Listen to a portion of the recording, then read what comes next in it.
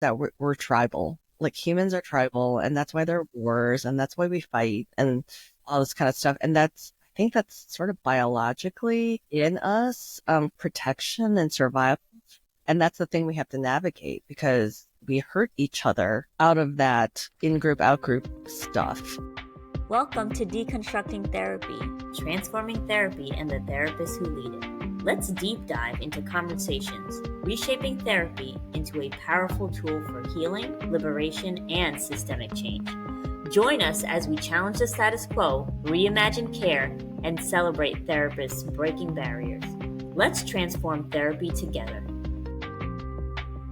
Today, I'm so happy to be joined by Jean Lee, a licensed clinical psychologist based in Evanston, Illinois. Jean is a certified EMDR therapist and an emotionally focused couples therapist, specializing in anxiety, depression, trauma, and relationship challenges. She's also an active member of the Chicago EFT board, where she helps build a strong community for therapists, expand training, and make emotionally focused therapy more accessible to diverse populations. Beyond her clinical work, Jean leads an Asian-identified therapist peer group and co-founded CATCH, a support network for Asian American therapists. She's deeply committed to social justice and increasing accessibility in mental health care. Hi, Jean. Hi, Happy Alefyah. to have you here. Very glad to be here. A little nervous, but I'm happy to be here. Well, I'm glad you're here. You have been a really big part of my journey this last year. I've been on my own little decolonization mode, and it has been a tricky one. I'm from New York and kind of coming from that atmosphere and challenging some of the internal racism and assimilation that I grew up with, and coming here. And then the therapy world is fairly white. And then also being in the South, it's like just very black and white. There isn't much more diversity beyond that. So it was a big struggle for me to really find belonging. When I came upon your affinity group, you did you beautiful Asian affinity group. It's just life-giving to me. There's so many parts of being Asian and being in this world that are so nuanced and that was not fully understood. I would often go to Black brown groups and you be understood on how it's different there and maybe how you have to code shift and navigating the dominant culture, but all the little nuances of just being Asian and the complexity of that, I never felt fully understood there till I came to your group. So I'm just so grateful to have you. And I really wanted to have this conversation to help understand how you started that group, what drove you to that, what helped you create such that cultivating that space. Well, yeah, and we've loved having you. I mean, you just bring such a unique voice and an important one. And I don't know, you kind of highlight the challenges for better and for worse. Our culture's so nuanced. And I think your experience is so out loud in some ways, which kind of helps us articulate our experience, which is partly why we exist. To kind of articulate our experience, I think for me, I just live my experience and you kind of sense something is different or you just assume it's different, but because it's all of our lives. That's so true when you're just living in it. And I think that's what the affinity groups do because we're so just swimming in it. We don't realize there's a reason behind it. There's words to it and when we can name it. So I like that you're saying that's a good way of putting it. That's why we exist, partly to put name, to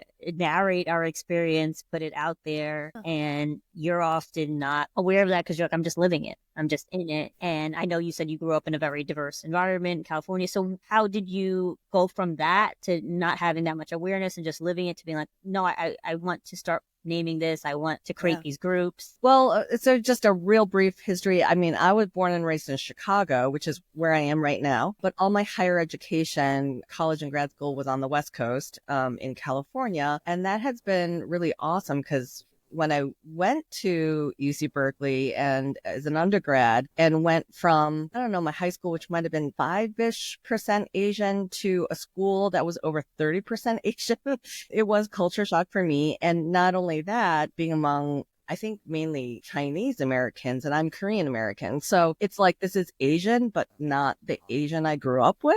And so that was also an eye opener and being like, wow, like you're similar, but not. And then it helped me articulate who I am in comparison. And then going to grad school in LA, having a pretty diverse class, I would say, of psychologists in training. It was a good articulation. And then now spent some time on the East Coast and then came back to Chicago. So it's been a journey and an ongoing one, and one that I love. Maybe I should say we are also not all the same. All Asians are not the same.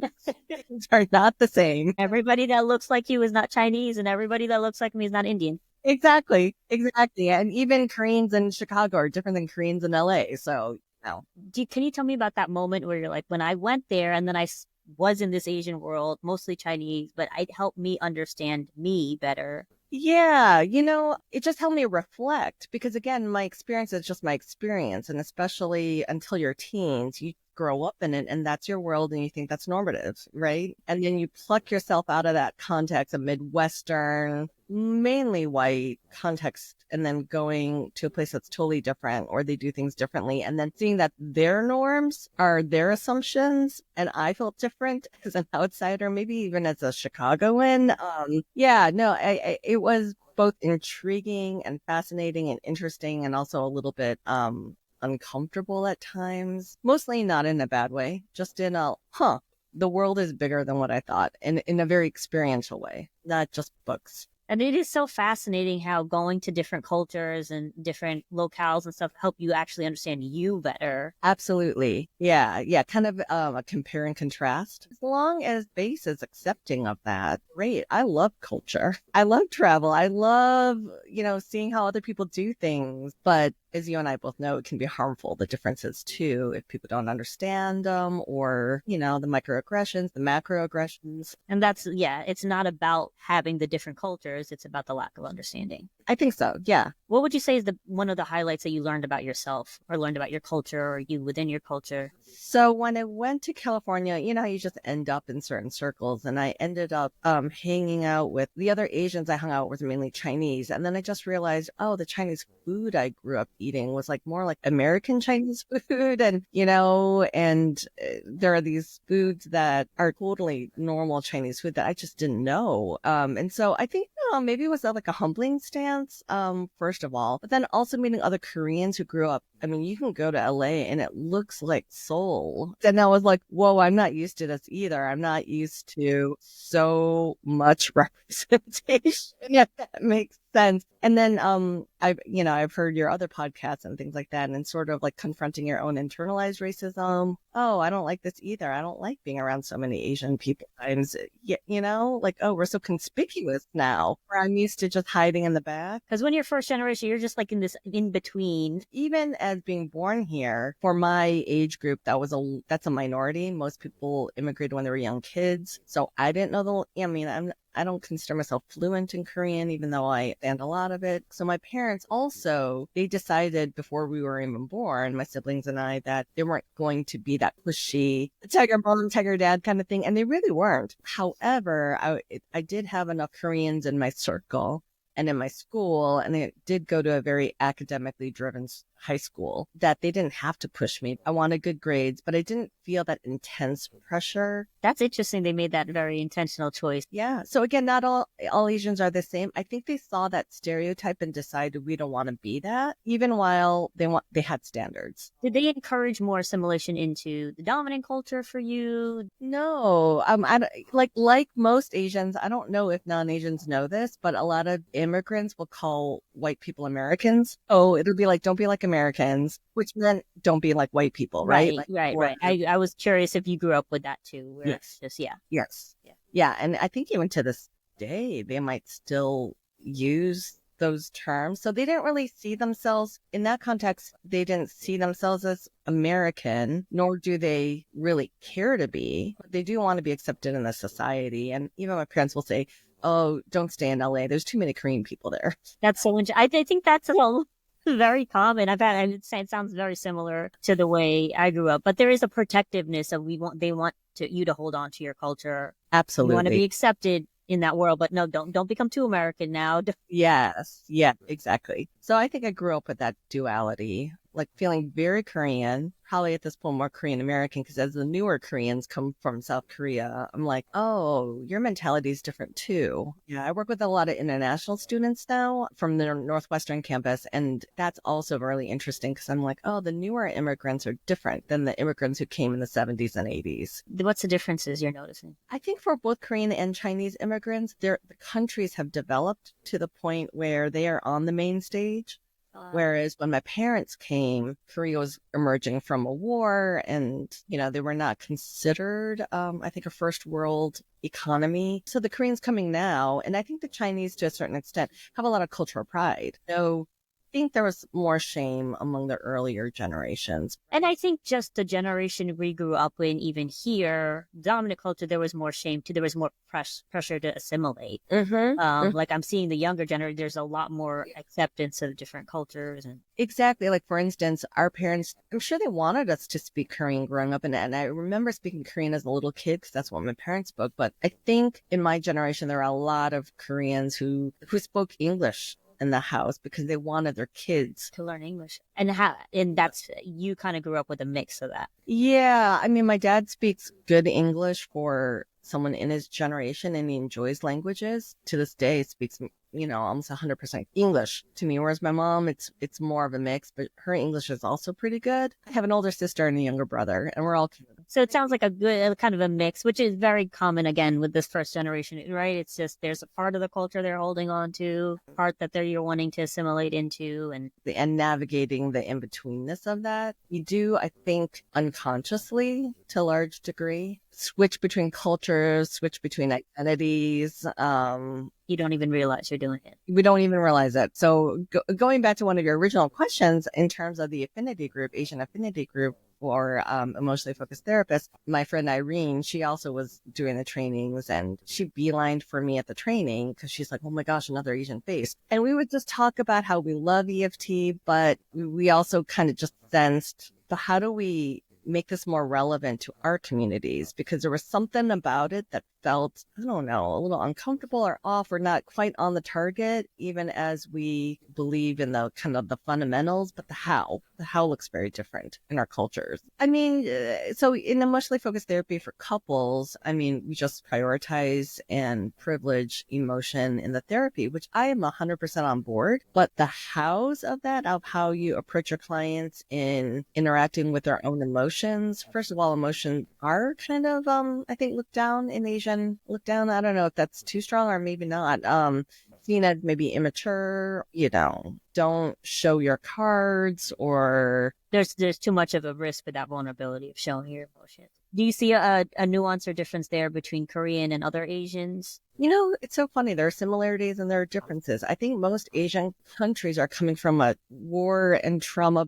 So most of our parents have inherited that, and then it's distilled down to us as well. So I think emotions are either out of control and not integrated, or seen, like I said, seen as immature, childish, and then they over-index on intellectualism, right? Yeah, I like that you're connecting it to the history. I think that's so important for us to understand the history and the historical context of like why we develop the way we do, because then that kind of saves us from, oh, these cultures just don't do this. They're inherently this way or that way. They can't do emotions, right? These were war-ridden countries, and that's why people developed in a very protective way to shape their emotions. It is protective. Yeah, absolutely. I mean, I don't want to overgeneralize, and I also know I don't know everything, but if you think about, let's think about the Vietnamese, somebody came over as refugees, or Koreans, we had a Korean war in the 50s, or Pakistanis, Indian, and that culture, they are growing. I guess I would say my parents grew up with parents who lived through that, and everyone was just in survival mode. Yeah. And then you come and immigrate to the US, and then they're in survival mode again, right? Just trying to make a living, figure it out. Yeah. And you can't be seen as somebody who's going to stand out. And so it is self-serving we got to just keep our head down and keep going and be strong. And that's how you make it. You just keep working harder, and you do have to compartmentalize to do that. Yeah. don't complain, just keep going. You're lucky if you have a community of other immigrants around you. Not everybody has that privilege. Assimilate, make it in this country. And I feel like the younger generations now are in a very different context where diversity is celebrated. That survival mode, I think, is being lessened generation by generation as well. And yeah, in addition to our cultures we're not that verbal, I don't think, as culture. So we don't talk about our experiences. Sometimes I would ask, you're in grad school doing genograms, and I would have to ask my parents, and I remember doing our genogram, and my dad was just telling me literally just who was who and when they were born. And my mom cut in and said, do you have to know all these details? I haven't even gotten into who's in a fight with whom. And because there's so much other forms of expression that are not verbal.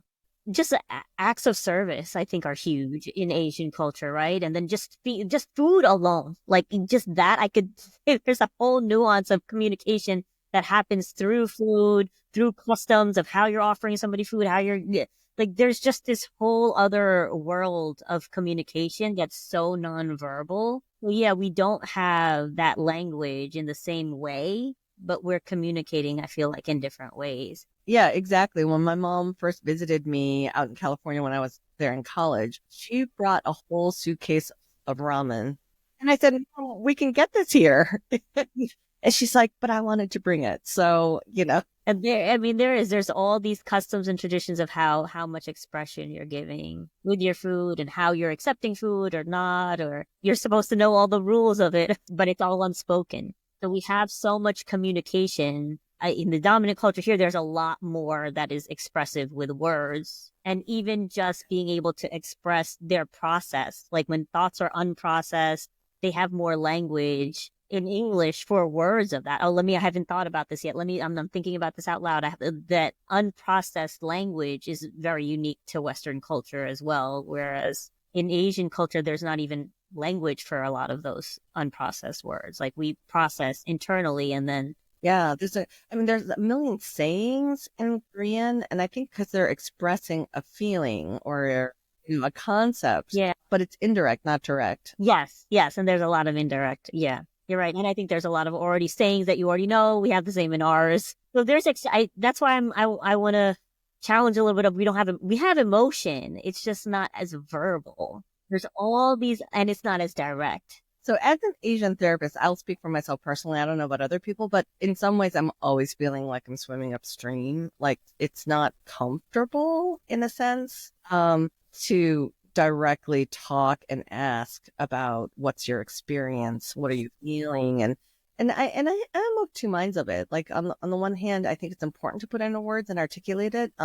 Just like we kind of opened up this session talking our experience. And at the same time, I do have questions of, is this the best way? Is this the right way? Like, we don't do this in our cultures. Are you being Western here? Yes. I still struggle with this. And I don't have, I don't have as many Asian clients, especially immigrants at all, as much as you probably have to face with this. So, but it is a struggle because we want to help people put voice to their experience. That's so important, like you said originally. And it can cause a lot of miscommunication in our cultures. And the resentment and the misunderstandings and stuff that happens. And it's something that we should strive to correct if we can, but we don't want to shift so much where we're wanting to westernize our culture either. So how do we integrate that? Do you think about that? Do you do that in sessions where you're helping them express it in a way that is more aligned with the culture, but still helping them be more expressive? Because we don't want to colonize our people. Absolutely. Yeah. How do you say Western culture offers this, the good parts of it? Because it's also not all bad, right? And what does it have to teach us? But also, how do we do that in our context and in their context? Yes, exactly. And yet we're all living in this context. Yeah. Which is why our affinity group exists, so that we could hash this out for ourselves and try to get clarity and get clear on that stuff. Good. How do you do that in our context? Do you have any examples or any way like how you approach an Asian couple versus if you have a white couple? Are you showing up in the room any differently? That is such a good question. Initially in this field, you could say this is internalized racism. I'm not convinced it is, but I didn't want to work with that many Asian people. It felt weird. Yeah, I It felt felt the same way. right. Like Yeah. I feel like I'm crossing boundaries. I feel intrusive. Also my unconscious stuff started taking over. Like I couldn't. I felt like I would code shift into like that Asian self when I had an Asian couple. And I'm like, that's not my therapist self. So it was weird. I couldn't. Yeah, almost preferred a non-Asian. Yes. Yeah, because then I was like, okay, well, I can just be me then. Luckily, since then, I have gotten a lot more comfortable working with our communities and our people. And how did that happen? I don't know. And to this day, I'm still asking those questions. Like, how do you work with these populations? I don't know. Again, I feel like I'm still working it out, even though I would say I'm a lot more comfortable seeing Asian clients now. And I don't have that weirdness of, oh, you feel like my brother, or you feel That's wonderful. But if you can picture yourself like when you're walking into the room and there's an Asian couple, or if you're going to walk in and there's a white couple there, do you feel the same physically? Like if you can really take yourself to that moment? I probably don't feel the same. It's not bad or good. It's just different. There is a different version of it. Yeah. It's almost like culturally, I feel more comfortable. Professionally, I might feel more uncomfortable. And we're bringing both selves into the room. So you can feel a little bit of a different version of you coming up when you know that there's an Asian. Oh, I think so. Yeah. Again, I haven't really articulated this. I felt this, but didn't articulate it. Yeah, I feel like slightly different. I think with, let's just say, a white couple, I think I feel more fully just a professional self. Yes. In some ways that's easier because you have a job and you know what you're doing. Right. But with an Asian couple or individual, it's a little bit more like, yeah, some of those unspoken social rules do come into play, especially as an Asian population. Therapy is a very new concept. So maybe yeah, you're right. I'm probably making unconscious choices of what I can ask and cannot ask. And it's like all the cultural norms kind of just get downloaded in your head and you're able to shift into that. But it's harder to tap into the professional norms. So I think so. Or when you're building rapport with someone, you probably start out with those cultural rules, unspoken, unwritten, like cultural rules. And yet I'm also thinking, but I have to break those rules too. That's where I still struggle with it. I haven't had much experience with that, but I resonate a lot with what you're saying because the professional self, like when we go to classes, when we go to trainings, we're trained in that way, which is very like Western centric anyway. We can pull out that Western part of us because we have both sides and we can cultivate that. And the professional version of us is trained in that way. So it's easy to step into that. And then the one that we have at home and the one that we go to our parties with and our communities and our churches, right? That one can just pop out naturally too. And when we have an Asian client, we have to integrate them in this way that they are not used to being integrated. Right. There aren't that many spaces for us to talk about. I wish I could send you some Asian couples and clients so we could have more of a discussion on what this is like. But you're right. And even in trainings, I mean, some people are so great about being like kind of demanding. And I don't mean that in a bad way. Like, hey, there's diversity, culture. Are you talking about that? Is that in your training? I'll be honest, in my mind, I don't expect them to. I mean, I kind of do. I expect them at this point to at least give lip service. I do now after I think I've been going to your groups and talking about it. But before that, I was like, I just go to these trainings. I take the information and then I code shift it in my own head. Yes. And then that's how I've operated in the world always, right? I don't expect anybody to understand the Asian part of me. I don't even expect it. That's part of us, maybe as Asians of this country. We come here thinking, we're entering in a white American world and it's our job to figure out how that's going to work for us. I mean, I think that's so true. That's so true because it's a new concept, and I'm proud to see so many Black Americans are always like being more vocal about it and saying, no, this needs to be shown, or we need a model for this, or and yeah, as an Asian, that feels a little bit more uncomfortable, right? It feels like, no, that's our job. You go into a space, you understand that it's not going to fully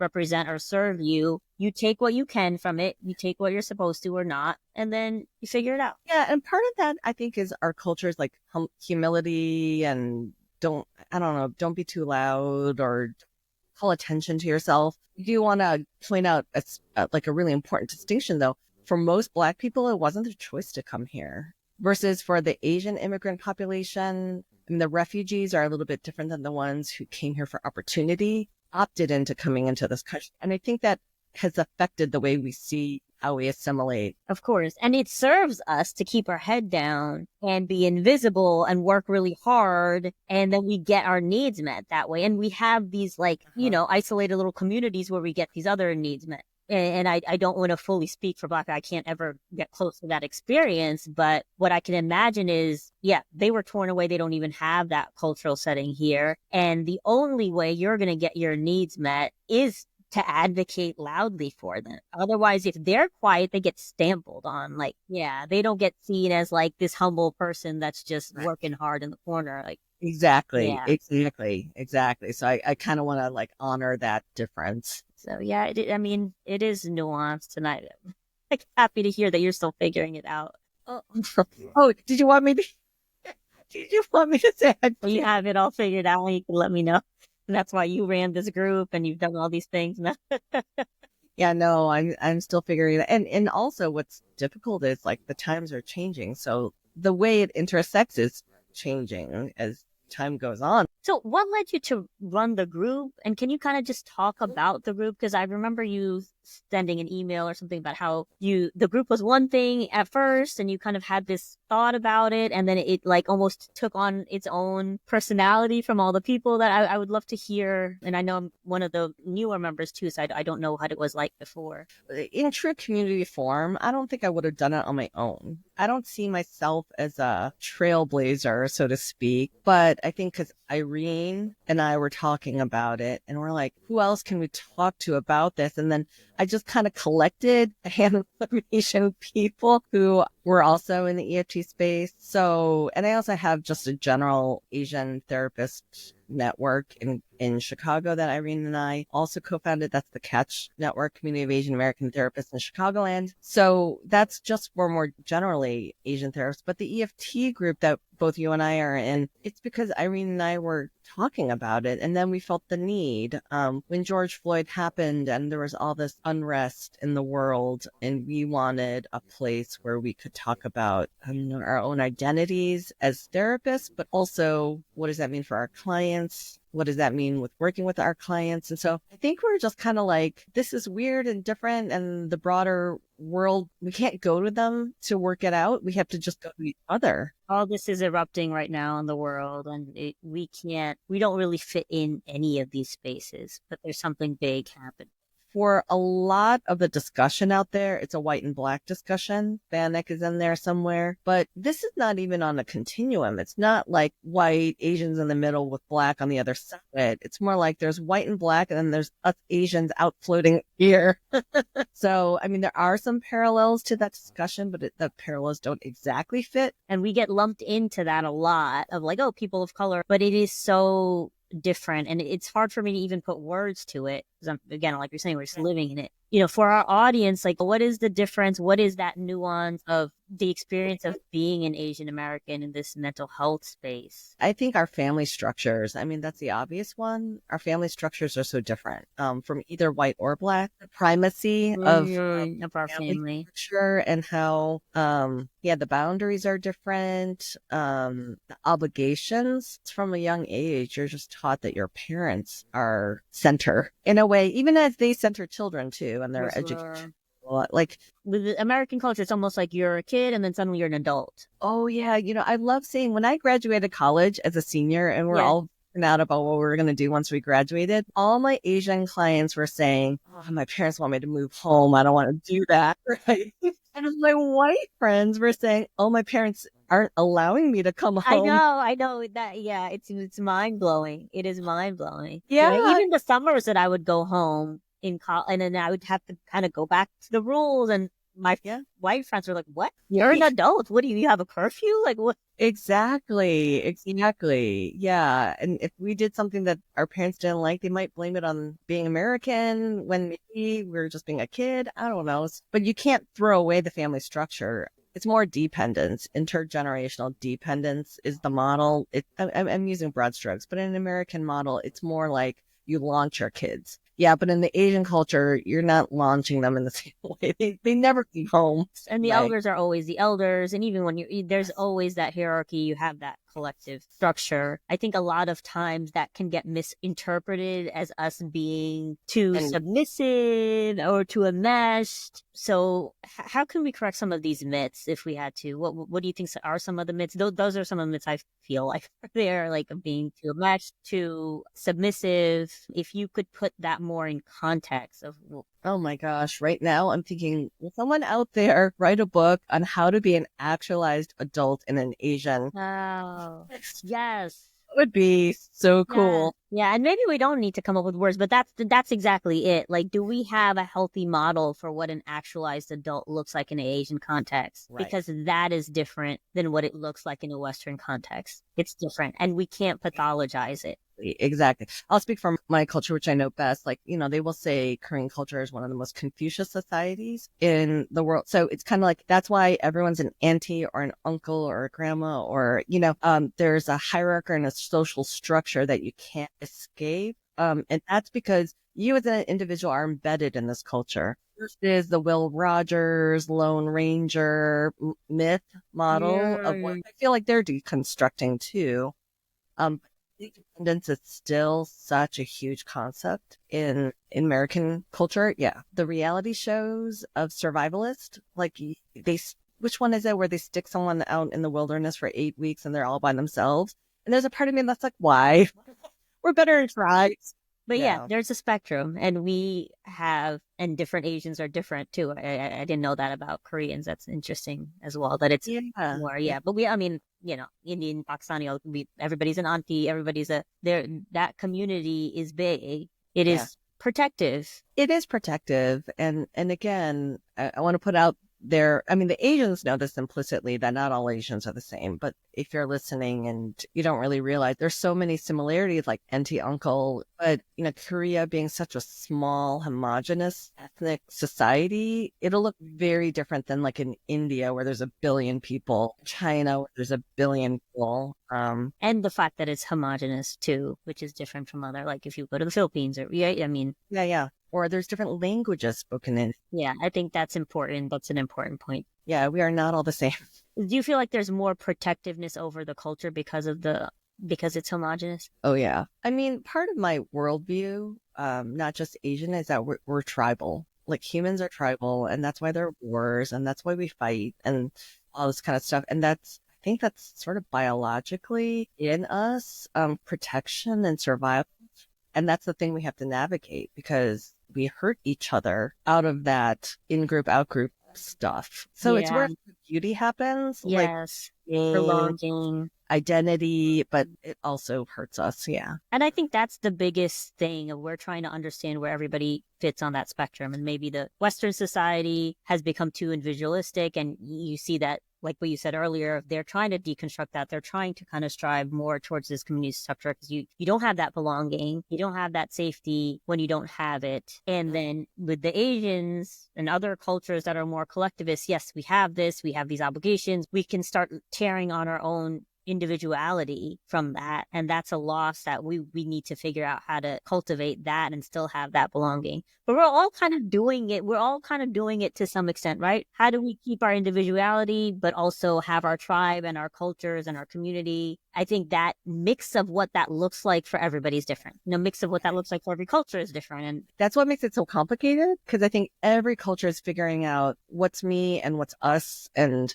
every culture is trying to figure out what's me and what's us. Every human's trying to figure out what's me and what's us. And just to understand, you have your own mix of that, and your client has this other mix of that, and their culture has one, and the culture that you're in. right. Yeah, we could say it's a dialectic, right? Like I am, who am I? It's sort of the individual psychotherapeutic process, but also I am not me without you. And, depression happens in isolation and No, I like that was a great conversation, and I like that we're both kind of all figuring it out, but you're asking a lot of the same questions. If you were to give some advice to somebody who's working with Asian couples, or even to give other Asian therapists of kind of navigating this space, could you pick out one thing? That's really interesting because immediately my advice is different depending, are you Asian or are you not?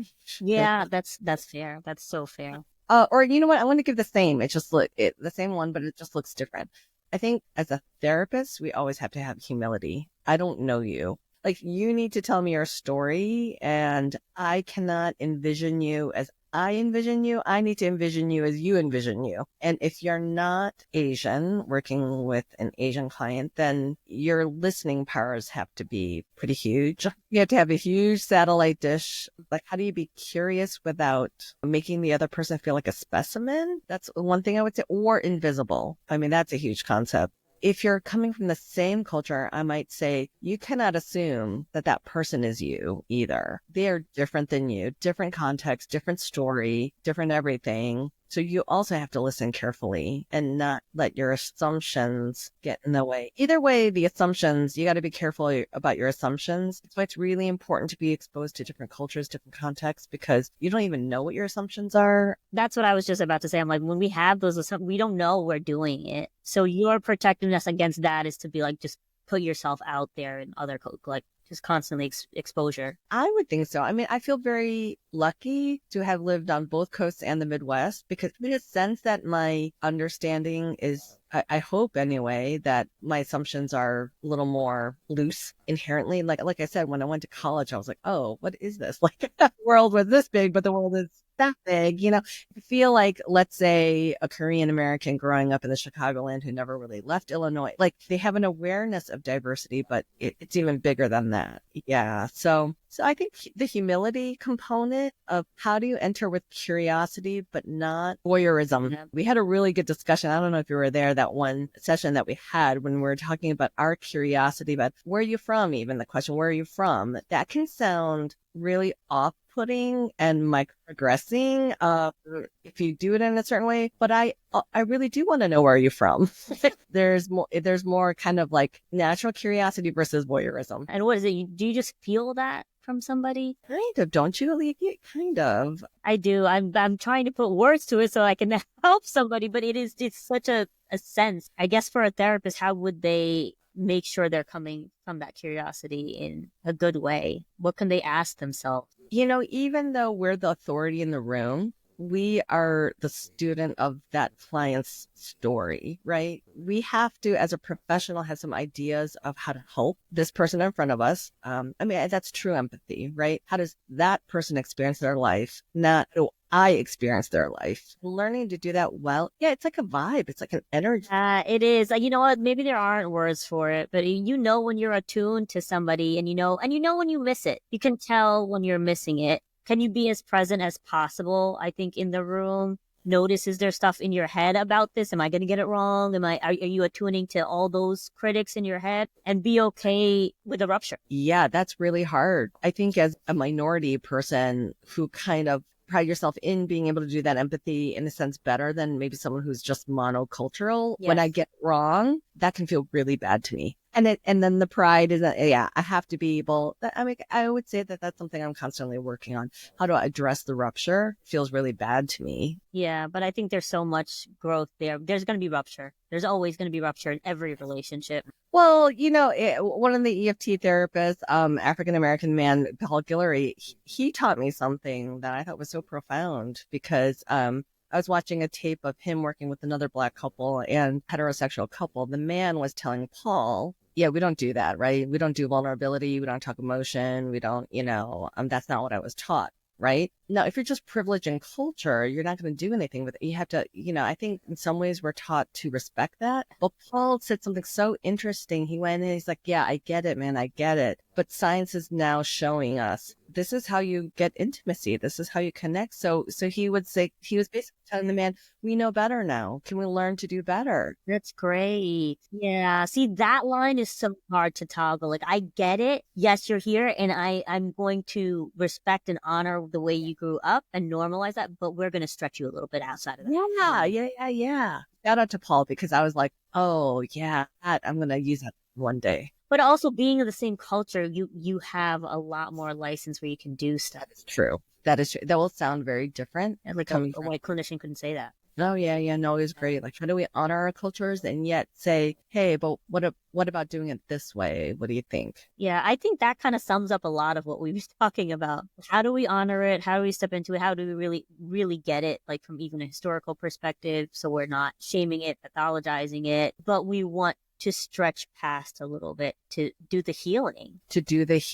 Probably always coming from a good place. Survival, protection, those things aren't bad. And they're not just inherently like, this is just part of this person's DNA or culture or whatever. This has developed. I mean, I guess a general psychotherapeutic principle is your defense mechanisms are there for good reason, but then at some point it becomes the problem. That holds true for generations and ancestral trauma and all that as well. Right. I think that's probably across all cultures. Your defense mechanisms eventually become the problem if you're not deploying them. Right. And how do we disengage the defense mechanisms and the trauma from the actual culture? But wonderful. I mean, this was a great conversation. I really appreciate you a lot. I know you say, oh, I'm not a trailblazer, but you really have. I mean, this group that you started, to me itself, it has been so profound for everybody in there. Like, I can't tell you how life-changing it has been for everybody. And we have conversations outside of our group where we're like, oh I can't believe what Jean has done and how it's changed us. Your presence creates so much safety and ability you give so much permission to be messy in the process of it. So really, I can't thank you enough for everything that you've done. Well, that means the world to me. It's my pleasure. And, honestly, I have no ownership of this model. Like, I hope this is everywhere. I hope everyone is part of whatever affinity group you identify as, because we need each other. We can't do this on our own. So 100%. Yeah. Thank you so much. Do you want to just kind of give a shout out to anywhere people can find you or any other resources? I know you said that Catch is, we're in the midst of rebranding. So I don't know how long it's going to stay this way, but it's, caatch.info. So catch.info. So we are the Asian therapist group in Chicago. And again, we want it to be local. We don't really want to be national, but we hope that other people elsewhere can use that model. Groups. Okay. Yeah. But you can find me on the Catch website. You can find me on Psychology Today. My name is pretty generic, Jean Lee, but there's not too many Jean Lee IDs in Chicago, or in Illinois, I guess you could say. So you could find me. Oh, wonderful. Thank you so much. And I hope we have some more conversations. Oh, we definitely will. Join the movement and keep the conversation going at deconstructingtherapy.com. And follow us on Instagram, Facebook, and TikTok at Deconstructing Therapy. If you found value in today's episode, please subscribe and rate us on Spotify and Apple Podcasts. If you are able to and would like to help sustain the podcast, you can find us at buymeacoffee.com/deconstructingtherapy to show your support. Thank you for listening.